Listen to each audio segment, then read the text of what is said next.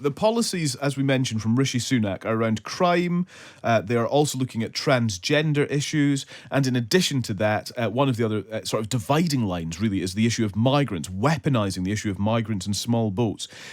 Is this some sort of odd, knee-jerk reaction to the by-elections of the last couple of days?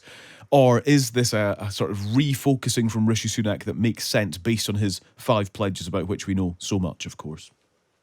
Yeah, I think it's a bit of both, really. Clearly, obviously, the Conservatives want to take succor from the victory or the holding on to the seat in Uxbridge, essentially saying that if there is an issue, a particular issue that they can get people on board with, that's an easier way of trying to hold on to their seats rather than wearing and still being able to see where they lost. And I think also it's quite a depressing story, really. It's a very good story from the Times reporters, but it's quite depressing because it doesn't bode well for for covering a future election campaign, because it could be quite a rough one to cover if these are the kind of topics that the Conservatives of the government are trying to go for. I think essentially it's a bit of an admission, really, that their kind of core principles of fixing the economy, of improving the NHS, are not going to be enough to hold on to win an election. Either they're not going to be able to turn it around, or they're not going to be able to sell it enough to win an election. So instead, they're going to go for these much more divisive topics, such as immigration, as trans rights, that sort of stuff. And I think it's quite an interesting way of going. And I think it's kind of a preview, I suppose, of, we know that Rishi Sunak wants to set out what kind of a new kind of idea of what Sunakism is when MPs return back in the autumn. This is kind of a preview, I suppose, of where that speech is going to go. Yeah, that's really interesting. Yesterday on this programme, of course, in the immediate aftermath of those by-election results, we heard from Professor Sir John Curtis, who was basically outlining that Conservatives are really in quite electoral difficulty. Despite that Uxbridge victory, we mentioned the absolute slashing of the majority in Uxbridge as well. So even that, in some ways, points to the Labour surge. I just wonder then what this does for the Labour Party. Does this force the Labour Party's hand on some of these issues where perhaps Sir Keir Starmer has been found wanting in the last few months? That's the whole idea of the Conservatives here. I suppose my question is, will it work?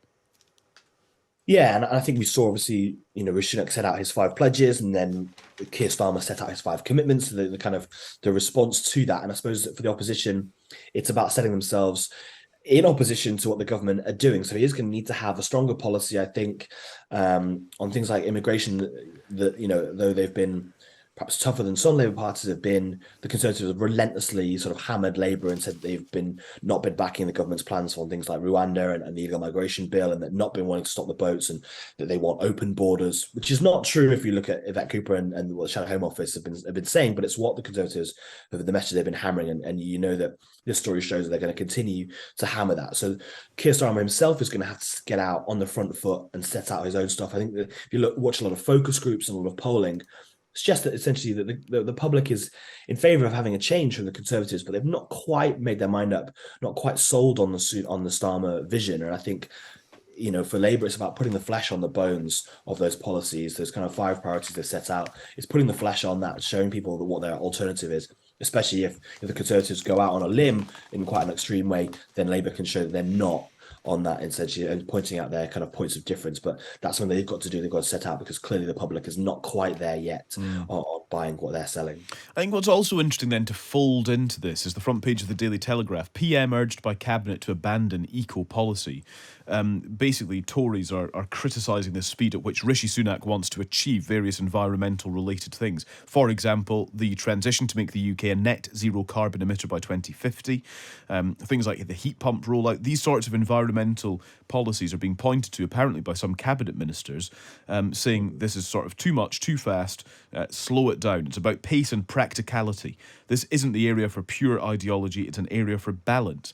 It's interesting just to see the implications of these by-elections. We mentioned ULEZ, the ultra-low emissions zone, and environmental/green policies, and the concerns, actually, that these now present, the headache in some way that this is presenting for some politicians in terms of what it means in reality and how to implement policies like these in reality.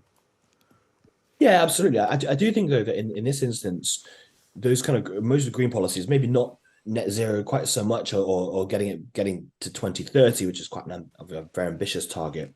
Broadly, they are pretty popular with the public, and actually, it's within the Conservative Party, within the Conservative Parliamentary Party, that you find their strongest critics, and there are very long-standing, very diehard critics of things like the net zero policy within the Conservative Party, and as the story points out, perhaps within the cabinet. But broadly, I'm not sure essentially that's riding a populist wave to start to sort of, I think people on the whole are broadly kind of pro eco policies.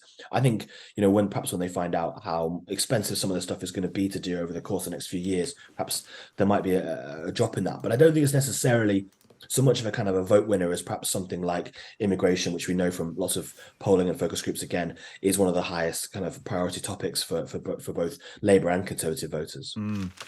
Elsewhere then politically this morning, and I should just mention that Keir Starmer is speaking at Labour's National Policy Forum today.